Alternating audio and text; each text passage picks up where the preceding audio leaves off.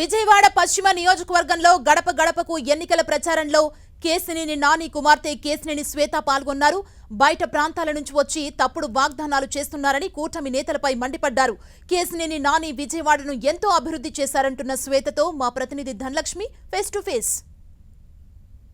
YCP నేతలంతా ఇంటింటి ప్రచారంలో జోరు పెంచారు. ప్రస్తుతం మనం కేశినేని నాని కుమార్తె శ్వేత గారితో ఉన్నాము. వారితో మాట్లాడే ప్రయత్నం చేద్దాం. నమస్తే అండి. చాలా అద్భుతంగా ఉంది. ఎక్కడికి వెళ్ళినా కానీ సొంత మనుషుల్లాగా మమ్మల్ని లోపలికి స్వాగతిస్తున్నారు, ప్రేమ అభిమానం చూపిస్తున్నారు. చాలా హ్యాపీగా ఉంది. అంటే మీరు చూసుకుంటే గత 10 సంవత్సరాలుగా కూడా నాని గారు ఎంపీగా చేసినా కానీ ఎక్కడా కూడా యాంటీ ఇన్కంబెన్సీ అని లేదు. ఇంకా కూడా ప్రేమ అనేది నాని గారి మీద ప్రజలకి ఇంకా మరింతగా ఎక్కువగా కనపడుతుంది ఈరోజు. ఎందుకంటే ఆయన 10 సంవత్సరాలుగా కూడా నిస్వార్థ సేవ అనేది ప్రజలకు అందించడం జరిగింది. నిజాయితీగా నిబద్ధతతో ప్రజల కోసం పనిచేశారు. ఈరోజు కేశినేని భవన్ అంటే ఎక్కడ ఏ సమస్య ఉన్నా కానీ విజయవాడ ప్రాంతంలో ఫస్ట్ తలుపు కేశినేని భవన్. మా వాళ్ళు కూడా అలాగే అందుబాటులో ఉంటారు. కేశినేని నాని గారు కూడా ఎప్పుడు విజయవాడలో లోకల్గా ఉంటారు, లేదా మిగతా టైంలో ఢిల్లీలో విజయవాడ కోసం ఫైట్ చేస్తూ ఉంటారు. అటువంటి డెడికేషన్ చూసి ప్రజలందరూ కూడా చాలా హ్యాపీగా ఉండి మళ్ళీ నాని గారిని గెలిపించుకోవాలి, విజయవాడ బాగుండాలి అంటే నాని గారు ఉండాలి అనే ఒక ఫీలింగ్ అనేది ప్రతి ఒక్కరిలో తెలుస్తుంది. అలాగే ఆసిఫ్ బాయ్ ఇక్కడ లోకల్, ఆయన ఇక్కడే పుట్టి పెరిగారు. ఇక్కడ ప్రతి ఒక్కరికి కూడా ఒక ముద్దు బిడ్డలాగా. సో ప్రతి ఒక్కరు కూడా మా ఆసిఫ్ గారిని గెలిపించుకోవడం మా బాధ్యత, మా ఇంటి బిడ్డని గెలిపించుకోవడం మా బాధ్యత అన్నట్టు ప్రతి ఒక్కరు తెలియజేస్తున్నారు. ఇక్కడ స్థానికులు కాబట్టి, ఇక్కడ సమస్యలు తెలిసిన వాళ్ళు కాబట్టి ప్రతి ఒక్కరికి కూడా ప్రతి ఇంటికి అవసరమైన సమగ్రాభివృద్ధి అనేది తీసుకురావడంలో ఆయన ఫస్ట్ ఉంటారని ప్రతి ఒక్కరు తెలియజేస్తున్నారు. శ్వేత గారు, విజయవాడ అంటే మనకి డెవలపింగ్ ఏరియాస్ కనిపిస్తాయి, అలాగే అండర్ డెవలప్డ్ కొన్ని మాస్ ఏరియాస్ కూడా కనిపిస్తాయి. ఎక్కడెక్కడ ఎటువంటి రిఫార్మ్స్ తీసుకురావాలని మీరు ప్లాన్ చేస్తున్నారు? అంటే మీరు చూసుకుంటే అండి, కేశినేని నాని గారు ఎంపీ కాకముందు విజయవాడ ప్రాంతం ఆల్మోస్ట్ 60 years వెనకబడిపోయి ఉండింది. ట్రాఫిక్ రద్దీ ప్రాబ్లమ్స్ ఉన్నాయి, డ్రైనేజ్ ప్రాబ్లమ్స్ ఉన్నాయి, నీటి సమస్యలు చాలా ఎక్కువగా ఉన్నాయి. ఇవన్నీ కూడా గత 10 సంవత్సరాలుగా కేశినేని నాని గారు ఆల్మోస్ట్ 8,000 కోట్ల నిధులతో మనకి Ben circle flyover, Kanakadurga flyover, అలాగే రహదారులు మీరు చూసుకుంటే west bypass, Nandigama bypass, Tiruvuru highway, ఈ రకంగా చాలా మౌలిక సదుపాయాలు అనేది ఇక్కడ తీసుకురావడం జరిగింది. Government hospital, super speciality wing, airport. మీరు ఇదివరకు ఎయిర్పోర్ట్ ఎప్పుడన్నా గుర్తుందా మీకు? గన్నవరం ఎయిర్పోర్ట్ ఒక బస్ స్టాండ్ కంటే అధ్వానంగా ఉండేది. ఆనాటి ముఖ్యమంత్రి చంద్రబాబు నాయుడు గారిని అడిగితే లేదు నేను అమరావతిలో కట్టుకుంటా ఎయిర్పోర్ట్ అనేవారు. కానీ కేశినేని నాని గారు పట్టుపట్టి లేదు ఈ ప్రాంతానికి ఎయిర్పోర్ట్ అనేది అవసరం, మీరు అప్పుడు ఎప్పుడు కడతారు అక్కడ అమరావతిలో, మాకు వెంటనే ఇక్కడ ఒక ఎయిర్పోర్ట్ అనేది కావాలి అని చెప్పి ఆయన పట్టుపట్టి దానికి కూడా 1000 కోట్ల ఫండింగ్ తీసుకొచ్చి ఈరోజు చాలా మంచి international airport, world class airport అనేది డెవలప్ అవుతుంది. సో ఈ రకంగా విజయవాడ మీద ప్రేమతో ఆయన అన్ని రకాలుగా కూడా నెక్స్ట్ 30 years మన ప్రాంతానికి ఏమేం కావాలి, ఎటువంటి మౌలిక సదుపాయాలు కావాలని ఆలోచించి ఇవన్నీ కూడా ఫైట్ చేసి తీసుకొచ్చారు. అలాగే ఈరోజు నాగ్పూర్ విజయవాడ ఎక్స్ప్రెస్ వే అనేది ఆయన రూపకల్పన. ఈరోజు నితిన్ గడ్కరీ గారిని ఆల్మోస్ట్ 5 years నుంచి ఆయన కన్విన్స్ చేస్తున్నారు. ఏంటంటే మీకు బాంబే పోర్ట్ కంటే మచిలీపట్నం పోర్ట్ ఇక్కడ దగ్గర అవుతుంది ఎక్స్ప్రెస్ వే అనేది వస్తే. సో మీరు ఈ ఎక్స్ప్రెస్ వే వల్ల మీకు చాలా బెనిఫిట్ అవుతుంది. ఆల్మోస్ట్ 5 years నుంచి కన్విన్స్ అయ్యి ఫైనల్గా అది అప్రూవ్ అయింది ఇప్పుడు. సో దానివల్ల ఈరోజు విజయవాడ అనేది ఒక ఎకనామిక్ కారిడోర్గా మారిపోతుంది. ఈ రకంగా ఆయనకి విజయవాడ మీద ప్రేమతో ప్రతి నిత్యం ఈ ప్రాంతాన్ని ఎలా అభివృద్ధి చేయాలని ఆలోచిస్తారు కాబట్టి ఇవన్నీ కూడా సాధించగలిగారు. సో నెక్స్ట్ 5 years ఏంటంటే ఆల్రెడీ ఇప్పుడు నవ విజయవాడ నిర్మాణం ఏదైతే చేసామో దాన్ని కొనసాగించి నాని గారి ఆశయం ఏంటంటే విజయవాడని ఒక కాస్మోపాలిటన్ సిటీగా మార్చాలి. అలాగే మన జగన్మోహన్ రెడ్డి గారు కూడా హామీ ఇచ్చింది ఏంటంటే ఈ ప్రాంతాన్ని ట్రేడ్ అండ్ బిజినెస్ సెంటర్గా నేను మారుస్తాను. మన విజయవాడ ప్రాంతంలో పిల్లలు ఎవరు కూడా బయటికి వెళ్లాల్సిన అవసరం లేకుండా ఇక్కడే ఉపాధి కల్పన అనేది నేను చేస్తాను అని జగన్మోహన్ రెడ్డి గారు చెప్తున్నారు. మన పిల్లలు ఎక్కడో హైదరాబాద్, బాంబే, బెంగళూరు, US వెళ్లకుండా ఇక్కడే వాళ్ళకి అవకాశాలు క్రియేట్ చేసి మన ప్రాంతాన్ని అన్నింటినీ కూడా మన మొత్తం ఆంధ్ర రాష్ట్రంలోని టాప్ టియర్ సిటీగా మారుద్దామని అనుకుంటున్నాం. శ్వేత గారు, ఒకప్పుడు విజయవాడకి ఇప్పుడు విజయవాడకి చేంజెస్ ఏంటి అని ఇంటింటి ప్రచారంలో భాగంగా వారు మీకు ఏ సమస్యలు చెప్తున్నారు అసలు? అంటే మీరు చూసుకుంటే ట్రాఫిక్ రద్దీ సమస్యలు అనేవి చాలా ఎక్కువగా ఉండేయండి. అవి ఆల్రెడీ నేను చెప్పినట్టు కేశినేని నాని గారు చాలా వరకు సాల్వ్ చేశారు. అలాగే మీరు చూసుకుంటే పశ్చిమ నియోజకవర్గంలో ప్రత్యేకంగా చిన్నపాటి వర్షానికి కూడా రోడ్లన్నీ కూడా మునిగిపోలేదు. అటువంటి ఒక సమస్యను కూడా ఆయన గుర్తించి స్టామ్ వాటర్ డ్రైనేజ్ అనే ఒకటి సెంట్రల్ గవర్నమెంట్ నుంచి తీసుకొచ్చి ఈ రోజు మొత్తం కూడా స్టామ్ వాటర్ డ్రైన్స్ వల్ల ఇక్కడ ఎక్కడా కూడా నీళ్లు నిలవట్లేదు.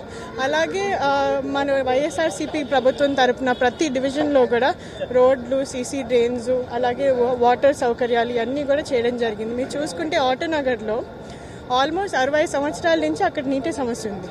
అది ఎవరు గమనించుకోలేదు.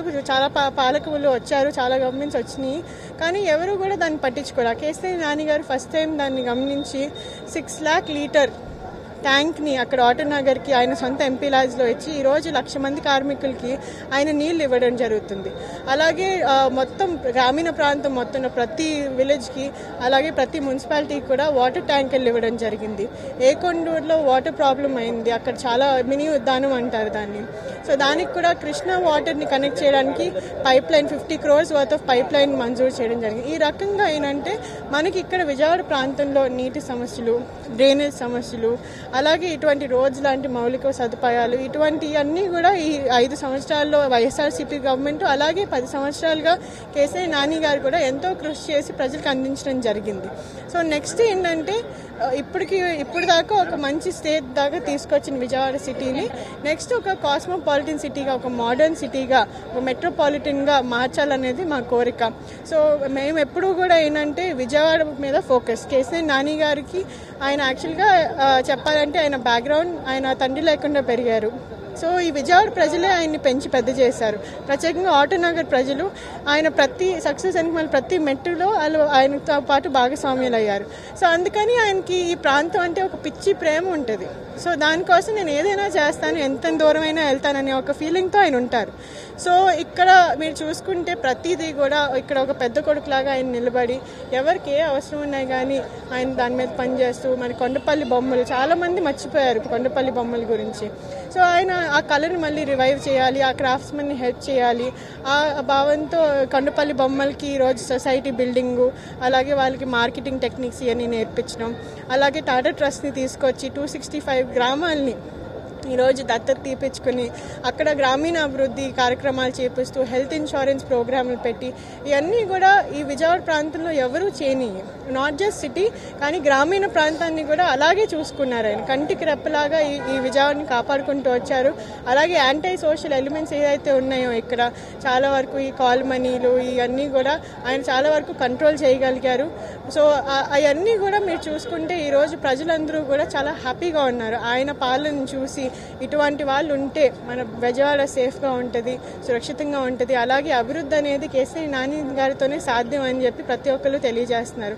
అసాధ్యమైన పనులు ఈరోజు మీరు చూసుకుంటే కనకదుర్గ ఫ్లైఓవర్ అసాధ్యం అన్నారు, చాలామంది అసాధ్యం అన్నారు దాన్ని. అలాంటిది కేసీఆర్ నాని గారు చేసి చూపించారు. అలాంటివన్నీ కూడా ఈరోజు ప్రజలు గమనించుకుని ఆయన మన కోసం ఎంత దూరమైనా వెళ్ళగలుగుతారు. మీరు చూసుకుంటే కేసీఆర్ నాని గారి క్యారెక్టర్, ఆయన ఎప్పుడు కూడా ఎవరి ముందు చేజాపే మనిషి కాదు. అలాగే రాజకీయాల్లో ఎన్నాళ్ళు ఉన్నా కానీ ఆయన ఒక్క రూపాయి పార్టీ పేరు పెట్టుకుని కానీ పదవిని అడ్డం పెట్టుకుని కానీ సంపాదించలేదు. ఆయన ఎప్పుడూ కూడా ఆయన సొంత ఆస్తిని కరగబెట్టుకుని ప్రజాసేవలో నిలిచారే కానీ ఎప్పుడు ఎవరి దగ్గర చేజాపలేదు మనిషి. అలాంటిది విజయవాడ కోసం ఏమైనా నిధులు తీసుకురావాలన్నా, ఏమైనా ప్రాజెక్ట్స్ తీసుకురావాలన్నా కానీ ఆయన ఎవరి కాళ్ళన్నా పట్టుకుంటారు, మెడలన్నా పట్టుకుంటారు. మీరు చూసుకుంటే పార్లమెంట్లో నో కాన్ఫిడెన్స్ మోషన్ అప్పుడు పెట్టింది కూడా కేసీఆర్ నాని గారు. సో ఆ రకంగా ఆయన నమ్మిన సిద్ధాంతం కోసం ఆయన ఎంత గట్టిగా అయినా నిలబడతారు. అలాగే ఎప్పుడు ఆయనకి సొంత రిస్క్ అయినా కానీ ఆయన ఏది నాకు పర్సనల్గా ఏది పోయినా కానీ పర్వాలేదు, నా ప్రిన్సిపల్స్ మీద నేను నిలబడతాను అనుకునే వ్యక్తి. కాబట్టి ఈరోజు విజయవాడ ప్రజలందరికీ కూడా ఆయన అంటే చాలా ఇష్టం. బీయింగ్ అ యంగ్ పాలిటీషియన్, మీరు యూత్ కోసం ఏం చేయాలనుకుంటున్నారు? మీ నాన్నగారి తరపున కావచ్చు, ఏం చెప్పాలనుకుంటున్నారు? సో నేను ఇందాక చెప్పినట్టు అండి, మీరు చూసుకుంటే ఇప్పుడు చంద్రబాబు నాయుడు గారు తెలుగుదేశం పార్టీ ఎప్పుడు కూడా పవర్లోకి వస్తూ జాబ్ కావాలంటే బాబు గారు రావాలి ఇలాంటివన్నీ ప్రమోషన్స్ చేసుకుంటూ ఉంటారు. కానీ ఇప్పుడు 3 టర్మ్స్ తెలుగుదేశం పార్టీ ఉన్నా కానీ ఎప్పుడు కూడా మన విజయవాడ యూత్ అనేవాళ్ళు బయటికి వెళ్ళి పని చేసుకోవాల్సి, ఎవరు ఇక్కడ మాకు ఒక అవకాశం అనేది మన యూత్కి ఇక్కడ అవకాశాలు ఎవరు క్రియేట్ చేయలేదు ఇప్పుడు దాకా. ఎప్పుడు హైదరాబాద్ వెళ్ళడము, లేకపోతే బెంగళూరు వెళ్ళడం, లేకపోతే యూఎస్లో, యూకే, ఆస్ట్రేలియా వెళ్ళడం ఇటువంటివే చూసాం. కానీ ఎప్పుడు కూడా విజయవాడలో మీ ఇంటి వద్దకే మేము అవకాశాలు అనేది తీసుకొస్తామని ఎవరు తెలియజేయాలి ఇప్పుడు దాకా. కానీ ఫస్ట్ టైం ఈరోజు కేసీఆర్ నాని గారు అలాగే జగన్మోహన్ రెడ్డి గారు ఏం తెలియజేస్తున్నారంటే సమగ్రాభివృద్ధి అనేది మేము మీ ఇంటి దాకా చేరుస్తాము, అలాగే సంస్థలను తీసుకొస్తాము. ఈరోజు విప్రో అలాగే ఐటీ కంపెనీస్ని కూడా తీసుకొచ్చారు. అలాగే మన విజయవాడ ప్రాంతానికి కేసీఆర్ నాని గారు ఏం తెలియజేస్తున్నారంటే టాటా ట్రస్ట్ని ఎలా అయితే నేను గ్రామీణ ప్రాంతాల కోసం తీసుకొచ్చానో వచ్చే టర్మ్లో మహీంద్రా ఫౌండేషన్ ఆనంద్ మహీంద్రా గారికి కేసీఆర్ నాని గారికి ఆటో ఇండస్ట్రీ వల్ల చాలా మంచి ఫ్రెండ్షిప్ అనేది ఉంది. ఇప్పుడు దాకా ఏమీ ఫేవర్స్ అనేవి ఆయన ఎప్పుడు అడగలేదు. కానీ ఈరోజు కేసీఆర్ నాని గారు మన విజయవాడ అర్బన్ ఏరియా కూడా గ్రామీణ ప్రాంతం లాగే మనం ఇంకొక ప్రాజెక్ట్ చేయాలి, డెవలప్మెంట్ ప్రాజెక్ట్ అని ఒక పట్టుకడుతున్నారు. కాబట్టి రిలయన్స్ గ్రూప్ అలాగే మన జగన్మోహన్ రెడ్డి గారు ఎంత క్లోజ్గా ఉంటారు. మొన్న మన ఇన్వెస్టర్స్ మీట్కి కూడా వచ్చారు. అలాగే ఆంధ్ర రాష్ట్రంలో ఇన్వెస్ట్మెంట్ చేయడానికి కూడా వాళ్ళు రెడీగా ఉన్నారు. అండ్ మీరు చూసుకుంటే జగన్మోహన్ రెడ్డి గారైనా కేసీఆర్ నాని గారైనా చెప్పింది చేస్తారు, చేసేదే చెప్తారు. సో ఈరోజు యువత కోసం ప్రత్యేక ఫోకస్ అనేది కేసీఆర్ నాని గారు పెడుతున్నారు. అలాగే ఇంకొక మెయిన్ ఫోకస్ ఏంటంటే అండి, అపార్ట్ ఫ్రమ్ డెవలప్మెంట్ మాకు ఇక్కడ చూసుకుంటే చాలా కూడా చిన్న పిల్లలకి ఇక్కడ చాలా చాలా లైక్ డిసీజెస్ చాలా ఎక్కువ ఇబ్బందులు, హార్ట్లో ఇష్యూస్ ఉంటున్నాయి, అలాగే డయాబెటీస్ ఉంటున్నాయి. స్పెషల్గా పిల్లల కోసం ఒక గవర్నమెంట్ హాస్పిటల్ అనేది ఇప్పుడు దాకా సరిగా లేదు. అటువంటి ఫెసిలిటీని కూడా తీసుకురావడానికి నేను ప్రత్యేకంగా నా ఫోకస్ దాని మీద ఉంటుంది. ఇంతకాలం టీడీపీలో ఉన్నారు, బయటకు వచ్చేసారు, ఇప్పుడు కూటమిగా వారు ముందుకు వెళ్తున్నారు. సో ప్రత్యర్థులకు ఏం చెప్పాలనుకుంటున్నారు? అంటే ఒక్కటి ఆలోచించాల్సింది ఏంటంటే అండి, ఇంతమంది కలిసి ఒక వ్యక్తిని ఓడించడానికి ప్రయత్నిస్తుంటే ఆ ఒక్క వ్యక్తి ఎంత పవర్ఫుల్ అనేది మీరు ఆలోచించాలి. మేము ఈరోజు ఎక్కడికి వెళ్ళినా కానీ ఇన్ని పార్టీలు కలిసినాయి కానీ ఎక్కడా కూడా జగన్మోహన్ రెడ్డి గారికి ఉన్న ఆదరణ అనేది ఎవరికీ నేను చూడట్లేదు. ప్రజల గుండెల్లో ఉన్నారు ఆయన. మేము ఏ ఇంటికి వెళ్ళినా కానీ అమ్మ మాకు అమ్మఒడి వచ్చింది, మాకు పెన్షన్లు వస్తున్నాయి, జగన్ అన్ని ఇస్తున్నారు, జగన్ బిడ్డ ఇస్తున్నారు, జగన్ మామ ఇస్తున్నారని సొంతంగా ఒక సొంత ఇంటి మనిషిలాగా ఆయన్ని భావిస్తున్నారు. అటువంటి ప్రేమ అభిమానం అనేది మీరు ఎంత డబ్బులు ఇచ్చినా ఎన్ని ప్రామిసెస్ చేసినా ఎవరు కూడా కొట్టలేరు.